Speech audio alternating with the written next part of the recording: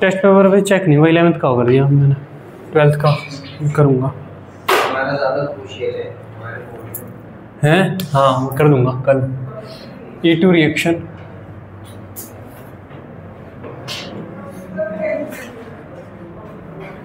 Biomolecular elimination reaction,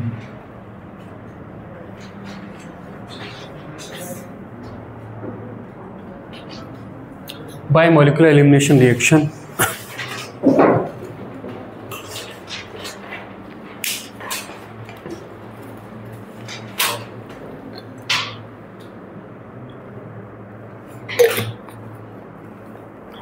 इसमें लिखिए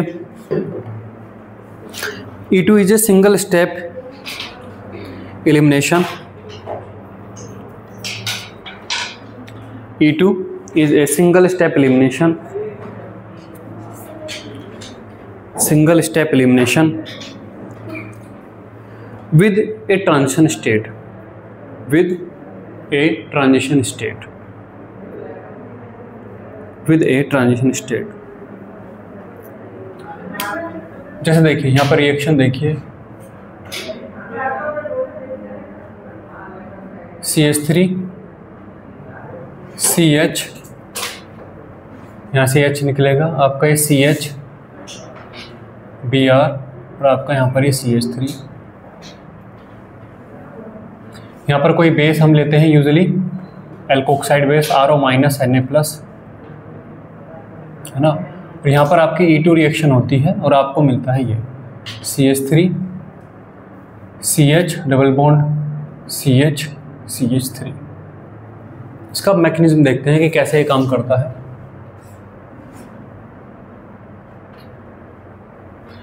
तो यहाँ पर देखिए ये जो दो कार्बन है, इन दोनों कार्बन में एक ट्रांजिशन स्टेट बनती है। ये कार्बन, जिसे मैंने थोड़ा बोल्ड कर दिया, और ये कार्बन, इन कार्बन के बीच में एक ट्रांजिशन स्टेट बनती है। तो यहाँ पर देखिए ये कार्बन और फिर एक ये कार्बन, ठीक है।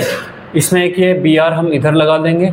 इस कार्बन पर क्या क्या लगा है, एक Br लगा है, एक H लगा है, एक CH3, ठीक है।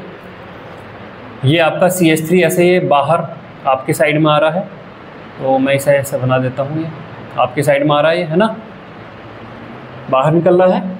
और ये H आपका ये बोर्ड के से अंदर के साइड में आपका जा रहा है, ये आपका है H, ठीक है। अब इस कार्बन पे क्या है, दो H हैं और एक CH3 है।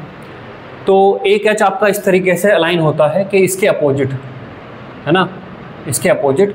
और ये CH3 इस तरीके से अलाइन होगा कि मोर स्टेबल एल्कीन बनाए। दैट मीन्स इसके अपोजिट इधर की साइड में आपका अलाइन होगा। दैट मीन्स ये आपका ऐसे, ये सॉरी ये बाहर है ना, ये बाहर है, अच्छा हाँ।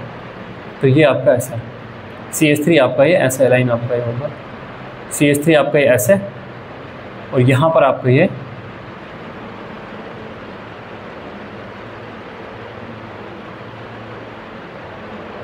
ठीक है, ये आपका H। थोड़ी सी ठीक नहीं बनी, एक मिनट दोबारा बना देता हूँ इसको। थोड़ा सा ये वाला, ये आपका ऐसा होगा, यहाँ पर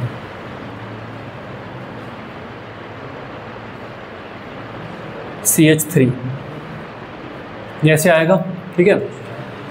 अब यहाँ पर ये लीविंग ग्रुप जैसे ही निकलना शुरू होगा, लीविंग ग्रुप का निकलना जैसे ही यहाँ पर शुरू होगा, तो हमारा जो बेस है वो इतना स्ट्रॉन्ग है कि उसी वक्त ये जो है प्रोटॉन को निकालना, एक्सट्रैक्ट करना शुरू कर देगा।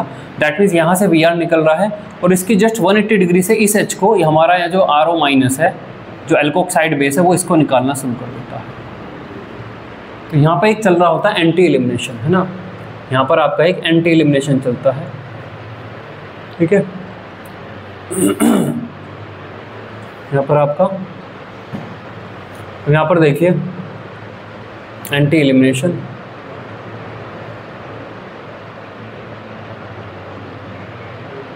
अब यहाँ पर क्या होगा, सब्सिक्वेंटली ये बॉन्ड ब्रोकन हो रहा होगा। ट्रांजिशन स्टेट में हम क्या दिखाएंगे, ट्रांजिशन स्टेट में हम इस बॉन्ड को वीक होता हुआ दिखाएंगे, इसको वीक होता हुआ दिखाएंगे, और इन दोनों के बीच में एक नया बॉन्ड बनते हुए यहाँ पे दिखाएंगे। तो देखिए यहाँ पर C, आपका एक सिंगल बॉन्ड है, फिर ये आपका C है, ये आपका CH3 आपका इधर है, ये आपका H, ये आपका पीछे जा रहा है, फिर आपका ये CH3, ये आपका ऐसे ये पीछे जा रहा है, और ये आपका H, ये आपका ऐसे बाहर आ रहा है, तो ये आपका ऐसे बाहर आ रहा है। ये बॉन्ड आपका ब्रेक हो रहा है, RO माइनस और H के बीच में आपका बॉन्ड ये बन रहा है, और ये बॉन्ड आपका ब्रेक हो रहा है, ये यहाँ से निकल रहा है, और इसके रिजल्टेंटली यहाँ पर आपका एक बॉन्ड नया बन रहा है। फाइनली ये आपकी है ट्रांजिशन स्टेट। फाइनली अब ये जो है इस H को एब्स्ट्रैक्ट कर लेगा, तो जब यहाँ पे आपको क्या मिलेगा, C डबल बॉन्ड C, अब ये आपको CH3 इधर दिखाई पड़ेगा, और ये आपको H इधर, फिर आपको ये CH3 आपको इधर दिखाई पड़ेगा, और ये आपको इधर, ठीक है। तो इस तरीके से आपको ये सेट जेब प्रोडक्ट यहाँ पे देता है, ये आपका मेजर प्रोडक्ट है, और यहाँ पे सेट जेब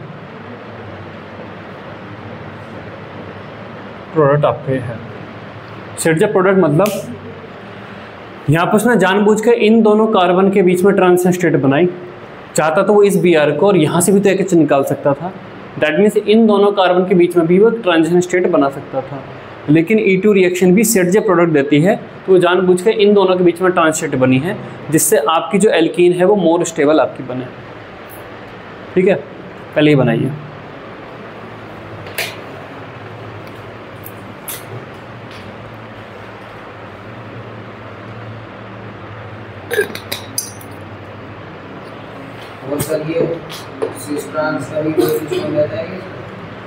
हाँ, वो चाहता तो इसको घुमा के, इसको एक 120 घुमा के इस H को इधर ले आता, CH3 आपको इधर दिखता तो सिस बनती है ना, लेकिन सिस की बजाय वो ट्रांस ही बनाएगा।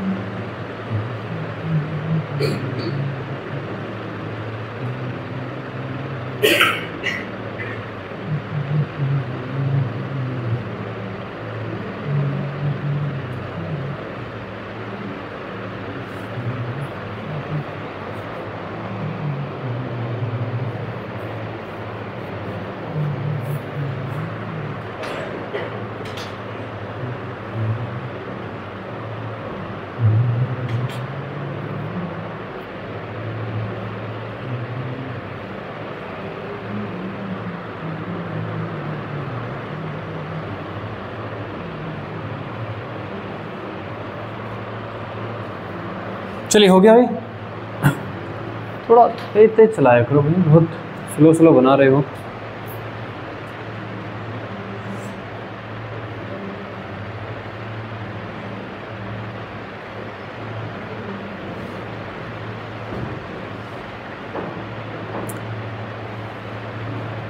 चलिए यहाँ पे एक इम्पोर्टेंट कॉन्सेप्ट आप सीखेंगे। पहले तो ये 2 लाइन लिखिए।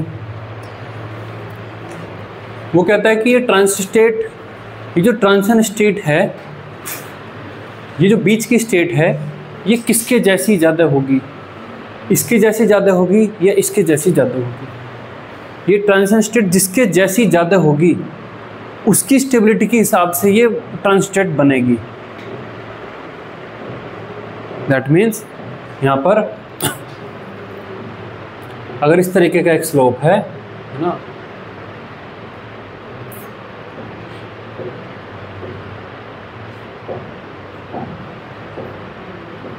ऐसा स्लोप है, तो अगर कोई बॉल छोड़ी जाए तो वो किधर की साइड में ज़्यादा जाकर रुकेगी, इसकी साइड में या लेफ्ट वाली साइड में, राइट वाली साइड में, तो राइट वाली की साइड में जाकर ज़्यादा रुकेगी, है ना। दैट मीन्स जो ट्रांजिशन स्टेट है वो अपने आप को जब बनाती है तो किसके जैसा बनाना चाहती है, रिएक्टेंट की तरीके से बनना चाहती है या प्रोडक्ट की तरीके से वो बनना चाहती है, ये बड़ा जानना जरूरी है ना। तो इसमें लिखिए, अभी फिर मैं बताऊँगा। Usually transition state is formed,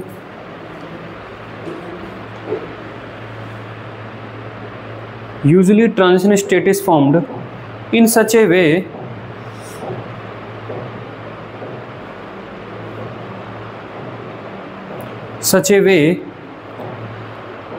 that it produce Serge product.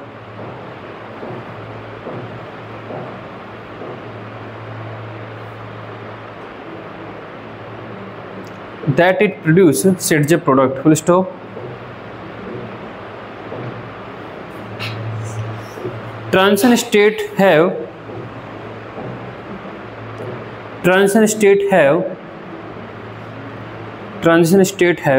most of the character of product,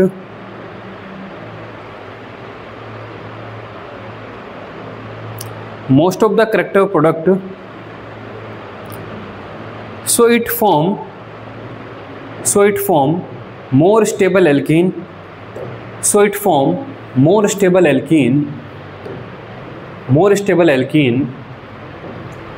that is Serge product, है ना, that is Serge product। यहाँ पर एक पोस्टुलेट आता है, हैमंड्स पोस्टुलेट,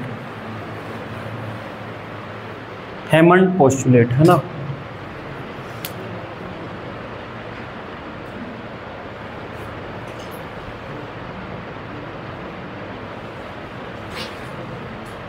हैमंड पोस्टुलेट ये कहता है कि जो ट्रांजिशन स्टेट होती है उसके जैसी ज़्यादा होती है जिसकी एनर्जी और उसकी ट्रांजिशन स्टेट की एनर्जी में कम डिफरेंस हो, मतलब जिसकी एनर्जी उसके लगभग इक्विवेलेंट हो। जो ट्रांजिशन स्टेट बन रही है वो रिएक्टेंट और प्रोडक्ट के बीच में बन रही है ना, तो ट्रांजिशन स्टेट की एनर्जी रिएक्टेंट के ज़्यादा क्लोज है या ट्रांजिशन स्टेट की एनर्जी प्रोडक्ट के ज़्यादा क्लोज है, उसके अकॉर्डिंग वो ट्रांजिशन स्टेट बनती है। पहले स्टेटमेंट लिखिए, Hammond postulate, the transition state resembles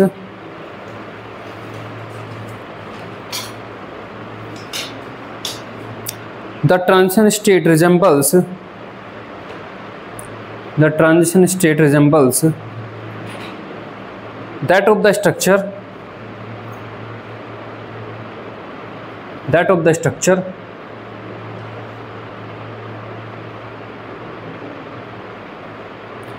bracket में लिखिए, that is reactant or product,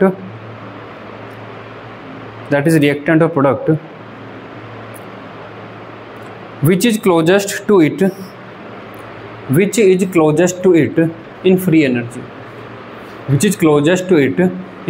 energy, तो देखिए जब हम एक्सोथर्मिक रिएक्शन की बात करते हैं,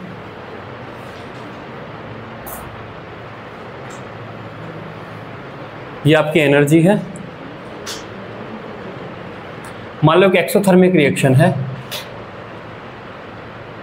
तो एक्सोथर्मिक रिएक्शन में प्रोडक्ट रिएक्टेंट से ज़्यादा स्टेबल होते हैं, कम स्टेबल होते हैं? एक्सोथर्मिक मतलब एनर्जी निकलेगी तो प्रोडक्ट ज़्यादा स्टेबल है या रिएक्टेंट ज़्यादा स्टेबल है? प्रोडक्ट ज़्यादा स्टेबल है। तो आपकी जो रिएक्शन है वो कुछ ऐसा दिखती होगी, है ना, ऐसा दिखती होगी। तो ये आपका रिएक्टेंट है, ये आपका प्रोडक्ट है और ये आपकी ट्रांजिशन स्टेट है। तो ट्रांजिशन स्टेट की एनर्जी रिएक्टेंट के ज़्यादा क्लोज है, तो ट्रांजिशन स्टेट रिएक्टेंट के जैसे ज़्यादा होगी, है ना। तो transition state will be like that of reactant. तो रिएक्टेंट कब ज़्यादा स्टेबल है, कब कम स्टेबल, उसके अकॉर्डिंग आप ट्रांजिस्टेट बनाओगे। रिएक्टेंट अपने जिस 3 डायमेंशन स्ट्रक्चर में ज़्यादा स्टेबल होगा, ट्रांजिस्टेट उसके जैसी ज़्यादा दिखेगी, ठीक है। अब यहाँ पर देखिए दूसरी आपकी एंडोथर्मिक रिएक्शन। तो यहाँ पर आपकी एंडोथर्मिक रिएक्शन है। एंडोथर्मिक रिएक्शन एनर्जी लेती हैं, तो इसका मतलब क्या ज़्यादा स्टेबल हो, रिएक्टेंट ज़्यादा स्टेबल होगा, प्रोडक्ट कम होगा। तो ये अगर आपका रिएक्टेंट है तो ये आपकी ट्रांजिस्टेट और ये आपका प्रोडक्ट होगा, है ना। तो ये आपका रिएक्टेंट, ये आपका प्रोडक्ट और ये आपकी ट्रांजिशन स्टेट। तो अगर हम देखें तो एलिमिनेशन रिएक्शन आपकी एंडोथर्मिक रिएक्शन है ना, ये पता है ना। एलिमिनेशन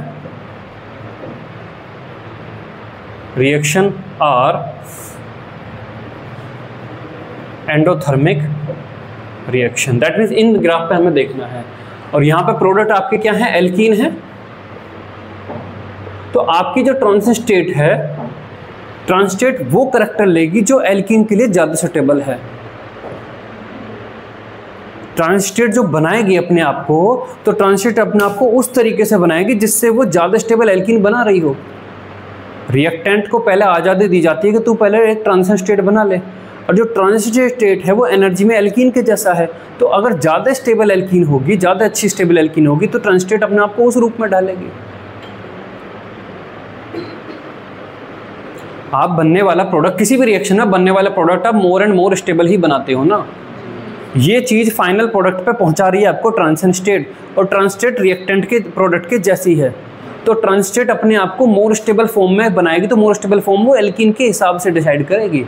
वो अपने एल्कीन से पूछेगी मैं कैसी बनूं, कि देख मैं अब एल्कीन है ऐसी बनूंगी तो तू मेरे जैसी दिखना। तो जो ट्रांजिस्टेट हमने बनाई वो जानबूझ के हमने बीच वाले 2 कार्बन में बनाई, जिससे कि मोर स्टेबल एल्कीन आप बना के लेके आए, ना कि अपने साइड वाले कार्बन और उस वाले ब्रोमीन वाले कार्बन में बनाई, ठीक है। तो transition state would be much like that of alkene. तो ट्रांजिशन स्टेट आप कैसी बनाएंगे, किन 2 कार्बन में बनाएंगे, उसका डिसीजन लेते आप ध्यान में रखना कि आपको मोर स्टेबल एल्कीन पे उतरना है। समझ गए? लेकिन ब्रोमीन टर्मिनल पे लगा होता फिर तो कोई नहीं, ब्रोमीन अगर टर्मिनल पर होता फिर तो उसके किनारे वाला ही बचता, फिर तो कोई ऑप्शन नहीं है ना। लेकिन जब वो डिसाइड कर सकती है कि मैं कौन से वाले में बना सकती हूँ, तब वो एल्कीन कौन सी ज़्यादा स्टेबल रहेगी उसके अकॉर्डिंग डिसीजन ले रही होगी, है ना। Transition state will be like that of product, और प्रोडक्ट से हमारा मतलब है एल्कीन। तो यहाँ पर जब आप प्रोडक्ट बनाओगे ट्रांजिशन स्टेट, तो आपको पता होना चाहिए कि मैं कौन से कार्बन में क्यों बना रहा हूँ, क्योंकि मैं ज़्यादा स्टेबल एल्कीन दे पाऊँगा, ठीक है। ये है हैमंड पोस्टुलेट। तो हमें इस ग्राफ को ध्यान में रखना है। हैमंड हमारा एंडोथर्मिक पे ये ग्राफ, कहीं अगर एक्सोथर्मिक है तो आप लेफ्ट वाले ग्राफ पर चर्चा करेंगे।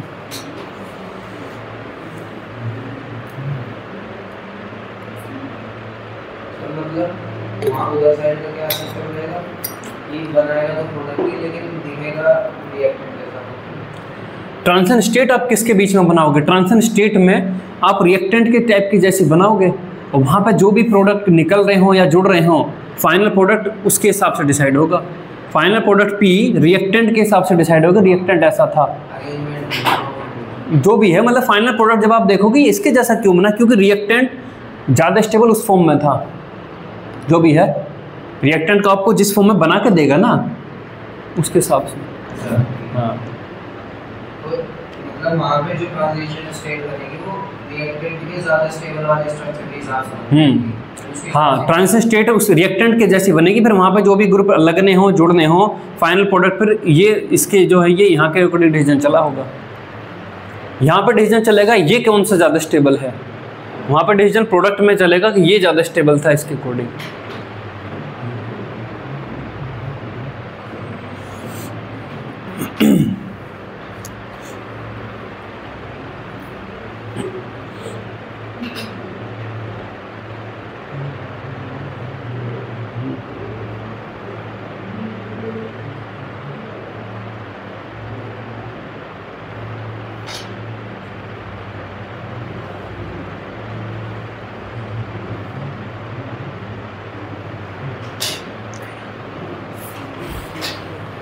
हो गया?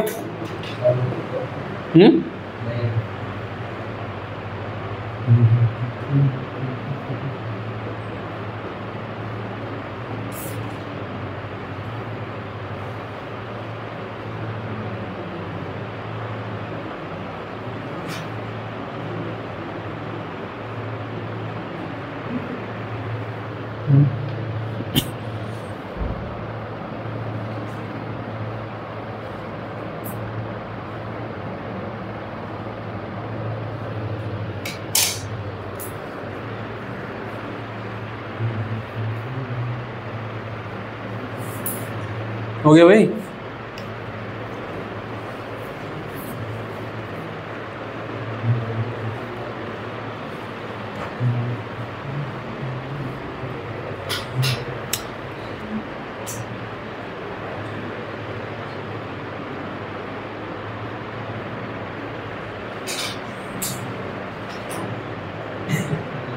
अरे लिखो भाई, पूरी क्लास रुकी पड़ी है इस चक्कर में। अब लिखिए factors affecting E2। Factors affecting E2।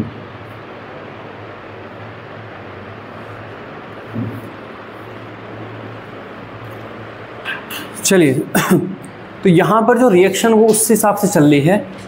पहला वो है टाइप ऑफ एल्केल हैलाइड। पहला पॉइंट लिखिए type of एल्केल halide. Type of एल्केल halide. अब यहाँ पर आप कैसी एल्केल हैलाइड पे E2 ज़्यादा अच्छी चलेगी? 1 डिग्री पे, 2 डिग्री पे, 3 डिग्री पे? 3 डिग्री पर, क्योंकि 3 डिग्री अगर आप एल्केल हैलाइड लोगे तो जो एल्कीन बनेगी वो ज़्यादा स्टेबल बनेगी। अगर आपने 1 डिग्री एल्केल हैलाइड ली तो बनने वाली एल्कीन ज़्यादा स्टेबल नहीं होगी। तो यहाँ पर SN1 की तरह 1 डिग्री वाले पे ज़्यादा अच्छी नहीं चलेगी। वहाँ पे 1 डिग्री पे तो इसलिए क्योंकि वहाँ पर कम क्राउडिंग है, लेकिन यहाँ पर बेस को जो प्रोटॉन एक्सट्रैक्ट करना है वो तो बिल्कुल दूर अलग बैठा है। आप स्ट्रक्चर में देखिए बिल्कुल अलग बैठा है ना, दूसरे कार्बन पे है। तो यहाँ हाँ, तो SN2 से अगर हम देखें तो SN2 में 1 डिग्री पे चलती थी, लेकिन यहाँ पर 1 डिग्री पर नहीं, यहाँ पर 3 डिग्री पर ही है ना। तो लिखिए नहीं, इसमें जिस कार्बन पे से ब्रोमीन निकलता है उस कार्बन पे बेस अटैक नहीं करता, उसके जुड़े हुए कार्बन पे अटैक करता है। तो लिखिए 3 डिग्री, उससे कम 2 डिग्री, उससे कम 1 डिग्री, 3 डिग्री, उससे लेस देन 2 डिग्री, उससे देन 1 डिग्री। और नीचे लिखिए नेक्स्ट लाइन में due to the formation of more stable Saytzeff product. Due to the formation of more stable Saytzeff product.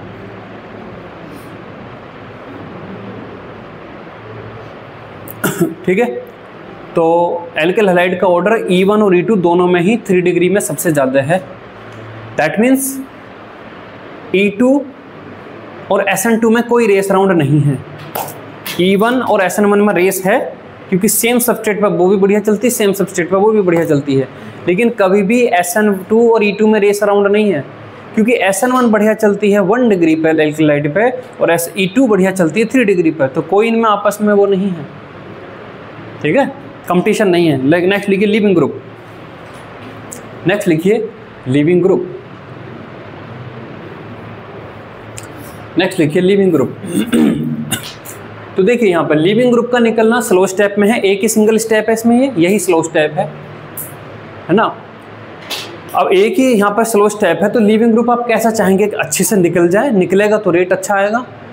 तो आप इसमें गुड लीविंग ग्रुप चाहेंगे या बैड लीविंग ग्रुप? ये एक्सीलेंट लिविंग ग्रुप, गुड, ना तो बैड और ना एक्सीलेंट। एक्सीलेंट अगर ले लिया तो फिर ये E1 पे चलने लगेगी। इससे पहले कि बेस प्रोटॉन को एब्स्ट्रैक्ट करता है, ये तुरंत निकल गया कार्बोकेटायन ये बना देगा, तो E1 का पाथ ले जाएगी। है हाँ, हीट इसमें भी लगाइएगा, हीट का साइन जो भी है वे सब एंडोथर्मिक है ही, हीट इसमें भी लगाइएगा। देखिए मॉडरेट और good leaving group favours E2, moderate और good leaving group favours E2, moderate or good living group favors E2, comma, if living group is excellent, if living group is excellent like H2O, comma NH3, then reaction will start to proceed with E1, then reaction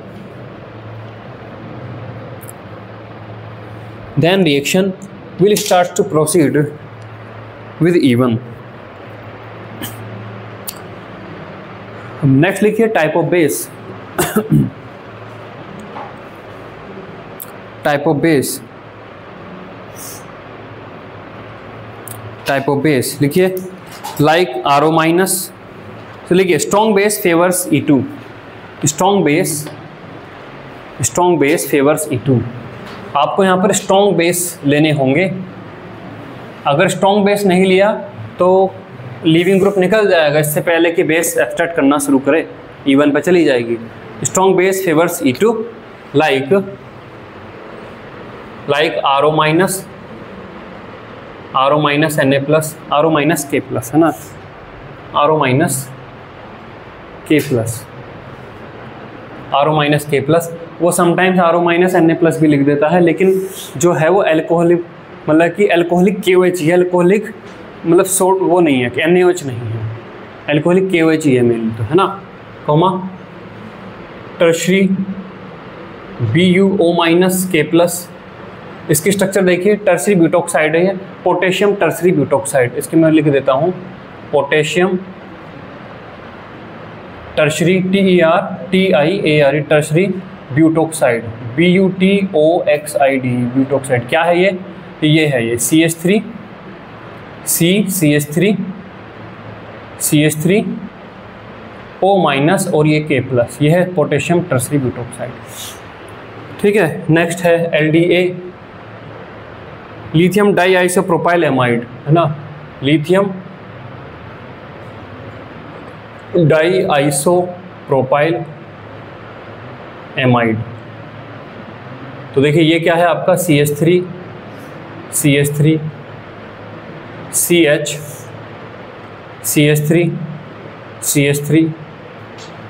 CH, ये isopropyl group है, isopropyl है ये, है ना।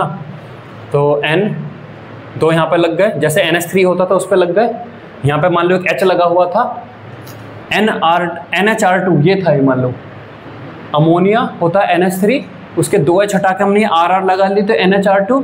अब यहाँ पे जो H था, H को आपने एज H प्लस निकाल लिया तो यहाँ पर माइनस है और यहाँ पर आपका है Li प्लस, तो लिथियम डाई आइसोप्रोपाइल एमाइड है ये, ठीक है, एक्सेट्रा।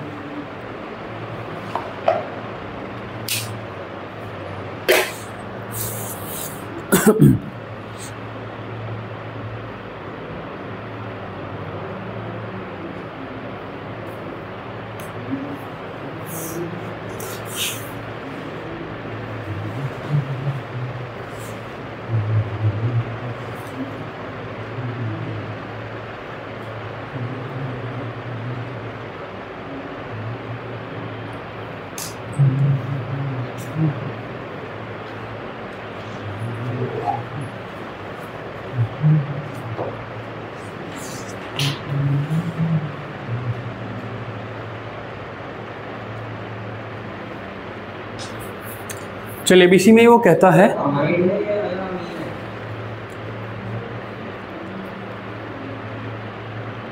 एमाइड नहीं, एमाइड ही लिखता है इसको, एमीन नहीं है, एमीन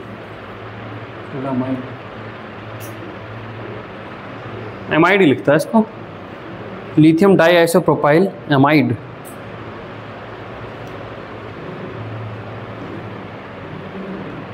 लिखता तो इसको एमाइड, लेकिन एमाइड ग्रुप तो CONH2 होता है ना, नहीं है तो एमाइड ही, और देख लेंगे एक बार, एमाइड ही है। चलिए, इसमें यहाँ पर वो कहता है कि आप यहाँ पर सीधा KOH क्यों नहीं ले रहे, आप यहाँ पर RO - K+ क्यों ले रहे हो, है ना। इसको बनाया भी किससे, इसको हमने ROH की KOH के साथ रिएक्शन करके बनाया ना, तो आप उसमें सीधा KOH डाल दो, KOH भी तो बेस है, तो KOH वहाँ से प्रोटॉन निकाल लेगा, आप RO- ही क्यों ले रहे हो। तो यहाँ पे वो कहता है कि OH- बहुत छोटा है साइज में, छोटा एनायन है, उसका धर्म है कि वो प्रोटॉन निकाले, लेकिन अगर उससे गलती होगी और वो जो है जहाँ से Br निकल रहा था वहाँ पे एज उसने न्यूक्लियोफाइल अटैक कर दिया तो सब्स्टिट्यूशन चल जाएगी, और हमारा पर्पज है कि हम एलिमिनेशन चलाएं। तो जितना RO- होगा तो इसमें R जितना बड़ा हम लगा देंगे उतना ही ये बल्कि हो जाएगा, बल्कि होने से इसका बेस वाला इफेक्ट ज़्यादा बढ़ जाएगा और न्यूक्लियोफाइल वाला कम, क्योंकि न्यूक्लियोफाइल को एक साइड पे हटियो भैया हटियो जाके मुझे अटैक करना है, और बेस का काम है कहीं दूर से थोड़ी साइड में बैठ के भी प्रोटॉन को एक्सट्रैक्ट करना। तो प्रोटॉन को एक्सट्रैक्ट करने के लिए अगर वो बल्कि हुआ तो बढ़िया है, लेकिन अगर वो छोटा हुआ तो वो बेस भी बढ़िया है, न्यूक्लियोफाइल भी बढ़िया है, वो जाकर न्यूक्लियोफाइल का अटैक करने लगेगा। समझे क्या समझे। इस रिएक्शन में अगर जो हम बेस ले रहे हैं OH-, वो अगर प्रोटॉन को एक्सट्रैक्ट करने की बजाय जिस कार्बन से ब्रोमीन निकल रहा था यहाँ पे अटैक करने लगे तो E2 तो होएगी नहीं, पर यहाँ पर तो सब्स्टिट्यूशन हो जाएगी। तो हम चाहते हैं कि जो हम ले रहे हो ना बेस, वो बेस की तरह का काम करे, क्योंकि जो हम स्पेसी लेते हैं वो स्पेसी न्यूक्लियोफाइल भी है और बेस भी है। अब उसकी कौन सी प्रॉपर्टी ज़्यादा अच्छी काम कर रही है, हम ये चाहते हैं। तो हम इसमें OH- की बजाय RO- लेते हैं। R लेने से इसकी बल्कि हो गया, और बल्कि होने से न्यूक्लियोफिलिक करैक्टर घटता है, पता ही नहीं था। बल्कि जो ग्रुप होते हैं वो पूरा न्यूक्लियोफाइल होते हैं, तो आप इसे जितना बल्कि करोगे उसका न्यूक्लियोफिलिक नेचर उतनी कम होगी, बेस वाली नेचर मेंटेन रहेगी, न्यूक्लियोफिलिक नेचर हम पुअर कर लेंगे। तो हम सब जानबूझ के इसको बेस की तरह काम करा देंगे और ये न्यूक्लियोफाइल की तरह काम नहीं कर पाएगा। तो इसमें लिखिए why alcoholic KOH rather than KOH, इसी में लिख लीजिए why alcoholic KOH rather than KOH।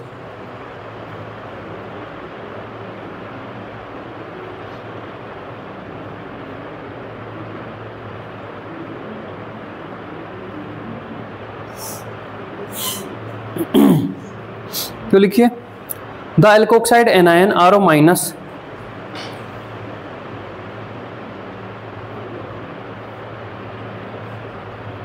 the alkoxide anion RO- are bulkier than OH-,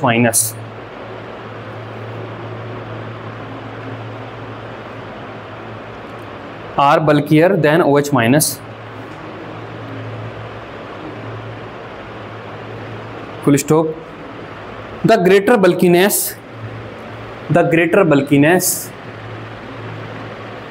R का साइज बढ़ाने से बेस वाले इफेक्ट पर कोई फर्क नहीं पड़ता, लेकिन न्यूक्लियोफिलिसिटी डाउन होती है उसकी। The high greater bulkiness makes RO- a worse nucleophile, makes RO- a worse nucleophile than OH-, so it proceed elimination reaction rather than substitution,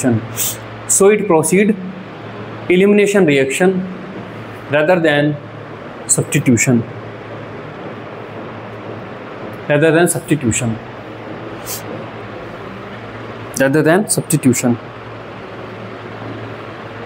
ठीक है, rather than substitution।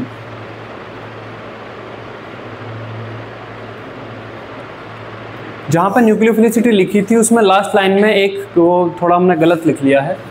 Nucleophilicity is a thermodynamic property, उसे लिखिए nucleophilicity is a kinetic property.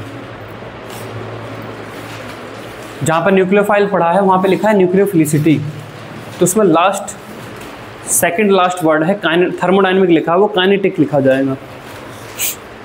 Nucleophilicity is a kinetic property. कितनी तेज़ी से वो attack कर पा रहा है ना, ये है। ठीक है, हो गया। न्यूक्लियोफिलिसिटी में सेकंड लास्ट वर्ड है, थर्मोडायनेमिक लिखा है, वो काइनेटिक करना है, इसे काइनेटिक प्रॉपर्टी। चलिए अब आगे चलिए, इसमें टाइप ऑफ सॉल्वेंट कंटिन्यू आइए इस पर। Type of solvent, type of solvent, type है, हाँ type of solvent, type of solvent है ना। तो अगेन अगर आपने पोलर प्रोटिक ले लिया तो वो RO- को भी सॉल्वेट कर देगा। हम नहीं चाहते कि RO- सॉल्वेट हो, RO- फ्री रहे, जो बेस की तरह काम कर पाए। तो पोलर एप्रोटिक सॉल्वेंट, तो लिखिए polar aprotic solvent favour C2।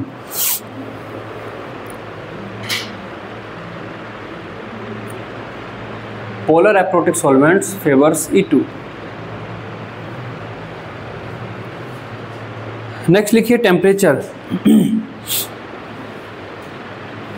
Temperature, क्योंकि एलिमिनेशन रिएक्शन एंडोथर्मिक है तो हाई टेम्परेचर, तो लिखिए high temperature favours E2।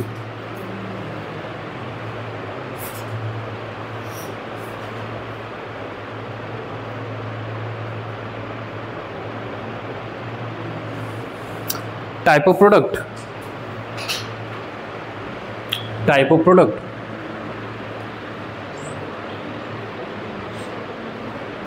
E2 reaction favors Sedgwick product, E2 reaction favors Sedgwick product, E2 reaction favors Sedgwick product। ठीक है, और लास्ट लिखिए kinetic isotopic effect, kinetic isotopic effect, kinetic isotopic effect.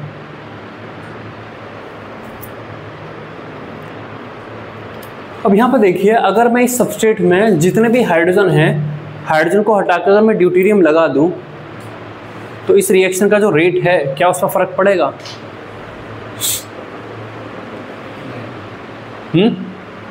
क्यों? तो H का निकलना स्लो स्टेप में नहीं पड़ रहा क्या? H का निकलना क्या स्लो स्टेप में है? यहाँ पर जो लीविंग ग्रुप निकलता है, H निकलता है, वो क्या वो रिएक्शन के स्लो स्टेप में है? अगर रिएक्शन के स्लो स्टेप में है और आप कोई भी बॉन्ड ऐसा बदलते हो जो बॉन्ड की ब्रेकिंग को और मुश्किल बना देगा तो रेट ऑफ फर्दर डाउन हो जाएगा। तो अगर आप यहाँ पर जो H निकाल रहे थे, मतलब H तो आपको सब जगह करने पड़ेंगे, यहाँ पर जो H निकाल रहे थे अगर उसकी जगह D बैठा हुआ तो D और मुश्किल से निकलेगा, रेट और डाउन हो जाएगा। तो हम जब यहाँ पर इस पूरे मॉलिक्यूल में H हटा कर D लगा देते हैं तो हम देखते हैं कि रिएक्शन का रेट और फर्दर डाउन हो गया, और फर्दर डाउन हो गया। इसका मतलब H का निकलना रिएक्शन के स्लो स्टेप में है, और इन्हीं सब चीज़ों से हमें रिएक्शन के मैकेनिज्म पता लगते हैं। मैकेनिज्म कैसे पता लगते हैं? मैकेनिज्म होते हुए थोड़ा दिखते हैं। हम H को हटा कर, मतलब 2-3 मेथड हैं, आइसोटोपिक मेथड, ये वन ऑफ द मेथड है जिससे हमें कुछ कुछ पता लगता है कि अच्छा ये इसका निकलना कौन से स्टेप में पड़ रहा है। तो लिखिए E2 reaction shows deuterium kinetic isotopic effect. E2 reaction shows deuterium kinetic isotopic effect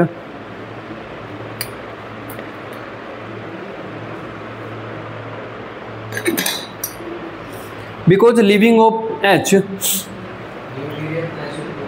deuterium kinetic isotopic effect, because leaving of H, because leaving of H, leaving of H, bracket में लिखिए और D bracket close, will be in slow step of the reaction, will be in slow step of the reaction,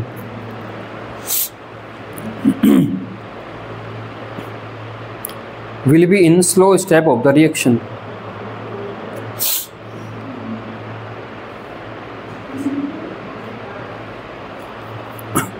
will be in slow step of the reaction। ठीक है, हो गया। चलिए अब देखिए, जब भी हम क्वेश्चंस एलिमिनेशन के बनाएंगे तो आप देखेंगे कि जो मोस्ट ऑफ द एलिमिनेशन है 100 में से 95 रिएक्शन एलिमिनेशन E2 से ही हो रहे हैं E1 की बजाय। जबकि देखें तो दोनों के लिए सबस्ट्रेट सेम है,